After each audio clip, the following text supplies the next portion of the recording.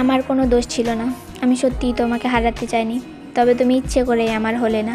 নিজের হাতেই আমার জীবনটাকে গুছিয়ে দিলে, আবার মুহূর্তেই সব কিছু এলোমেলো করে চলে গেলে।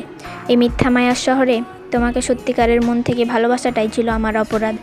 এর জন্য তুমি আজ অন্য কারো বুকে ঘুমাও, আর আমি কান্না করি, জেগে থাকি সারা রাত। তবে তুমি মিলিয়ে নিও, আমার দিনগুলো যদি কাটতে শুরু করে ভালো, তাহলে তুমি থাকতে পারবা না ভালো। নিভে যাবে তোমার আলোকিত সংসারের আলো। অভিশাপ দিতে হবে না, কেননা আমার চোখের পানি একদিন তোমাকে ভালো থাকতে দিবে না।